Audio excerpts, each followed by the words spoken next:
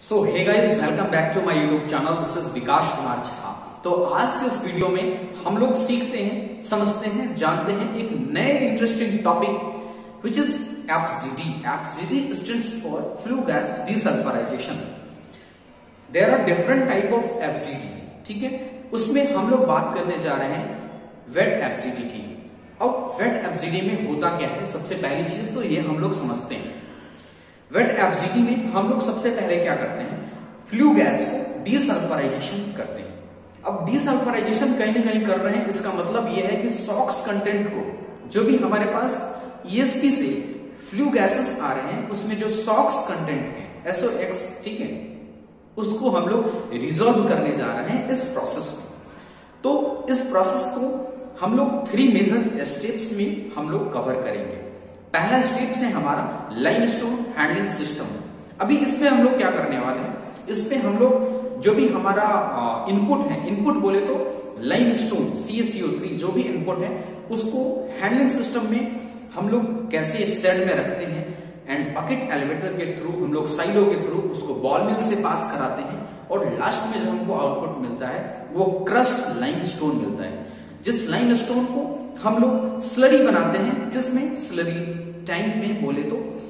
और सेकंड जो हमारा पॉइंट है वो है एब्जॉर्बो टैंक। एब्जॉर्बो टैंक में एक्चुअली क्या होता है, जो भी इनपुट में ईएसपी से हमारे पास जो भी फ्लू गैसेस आ रहे हैं और इधर से जो हम इनपुट दे रहे हैं लाइमस्टोन को, उसके साथ दोनों के साथ रिएक्शंस करा के हम लोग उसको रिजॉल्व करके जिप्सम बनाते हैं। तो थर्ड पॉइंट हमारा ये हुआ जिप्सम हैंडलिंग सिस्टम।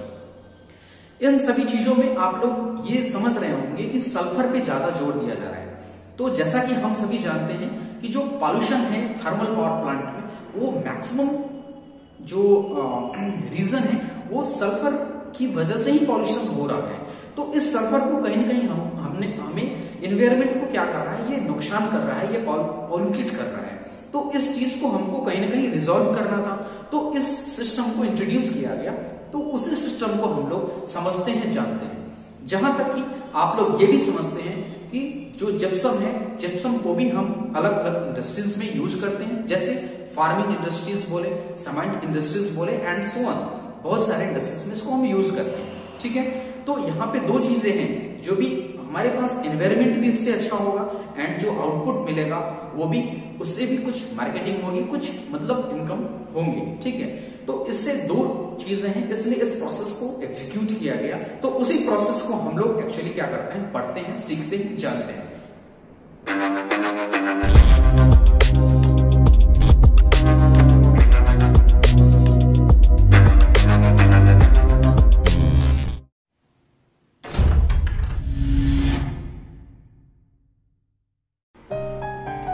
जैसा कि हम यहाँ देख रहे हैं, हमें एक स्टोरेज शेड नज़र आ रहा है। जिस स्टोरेज शेड में हम लाइमस्टोन को स्टोर करेंगे और with the help of dozer limestone को शेड से अनलोडिंग हॉपर में अनलोड करेंगे। फिर इस लाइमस्टोन को हॉरिजॉन्टल बेल्ट कन्वेयर, जनरली इस अरेंजमेंट्स में हम कैरिंग एडलर को 45 to 15 डिग्री में फिक्स कर सकते हैं। देन बेल्ट कन्वेयर के डिस्चार्ज स्विच से मटेरियल को ट्रांसफर पॉइंट के थ्रू हम बकेट एलिवेटर के इनलेट फीड या स्विच में लाइमस्टोन को फीड करेंगे। देन आपको एक अरेंजमेंट्स दिखने वाले हैं। उस अरेंजमेंट्स का नाम है डी-डस्टिंग अरेंजमेंट्स। ये अरेंजमेंट्स हम लोग इसलिए यूज़ करते हैं क्योंकि जो लाइमस्टोन है वो हमको डस्ट फ्री चाहिए। इसके लिए हम लोग boot level and head level पे डी-डस्टिंग अरेंजमेंट्स लगाते हैं। इसके पीछे एक रीज़न ये भी है कि हमको प्रॉपर सक्शन एंड -25 mm का ड्राफ्ट मेंटेन करके रखना पड़ता है इनसाइड बकेट। इसके लिए ये अरेंजमेंट्स लगाते हैं जो एक्सटर्नल बैक फिल्टर्स अरेंजमेंट्स होते हैं। अब हम जो डस्ट लाइमस्टोन से हमने जो डस्ट को कलेक्ट किया है, उस डस्ट को डस्ट कलेक्टर टैंक में हम लोग क्या करेंगे, स्टोर करेंगे।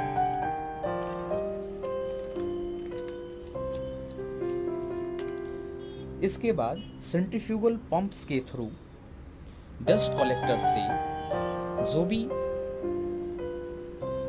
डस्ट में जो भी एयर है उसको हम लोग क्या करेंगे, सक करेंगे।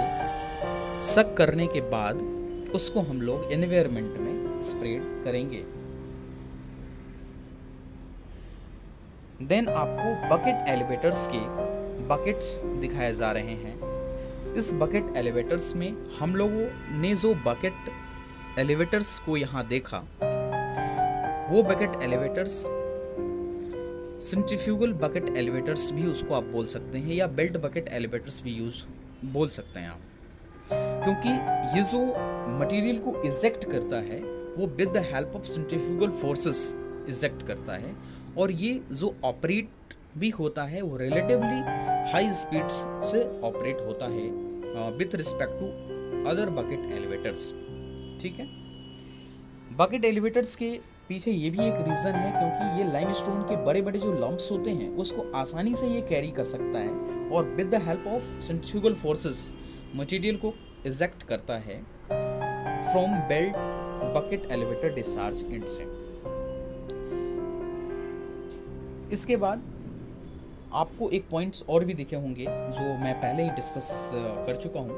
वो हेड लेवल पे भी बैक फिल्टर्स का जो अरेंजमेंट्स दिख रहा है, वहाँ पे भी हम लोग ऐसा ही डी-डस्टिंग अरेंजमेंट्स लगाया हुआ है। वहाँ पे भी हमारा यही काम है कि डस्ट को कलेक्ट करना।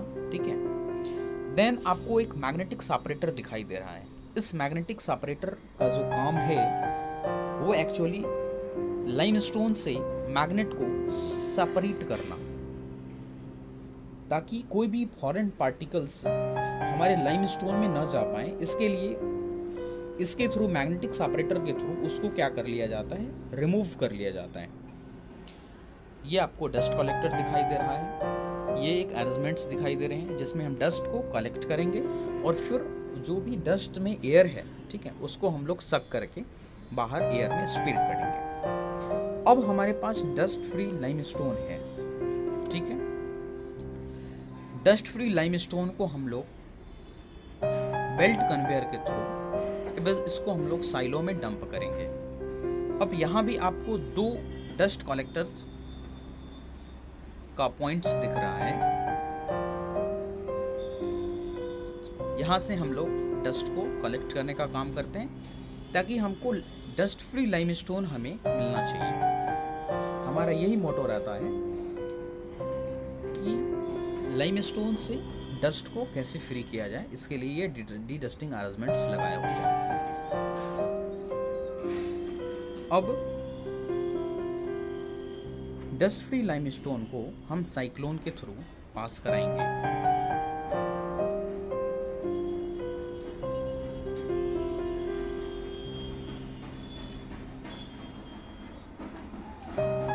फिर साइक्लोन के डिस्चार्ज एंड से लाइमस्टोन को बेल्ट कन्वेयर के थ्रू, जैसा कि आपको दिखाई दे रहा है, इसको हम लोग बॉल मिल में इनलेट स्वीट में, ठीक है, फिट करेंगे, जहां जो लाइमस्टोन्स के लंप्स थे बड़े बड़े, वो बिल्कुल क्रश्ड लाइमस्टोन हमें मिलेंगे। यहाँ जो बॉल मिल्स का जो सेल है वो रोटेट कर रहा है, rotated by girth gear and pinion with white metal training bearing. फिर इस क्रश्ड लाइमस्टोन को स्लडी टैंक में फिट करेंगे, जिसमें लाइमस्टोन स्लडी के फॉर्म में रेडी हो जाएगा, जिसको हम एफआरपी पाइपिंग के थ्रू लाइमस्टोन स्लडी टैंक में स्टोर करेंगे।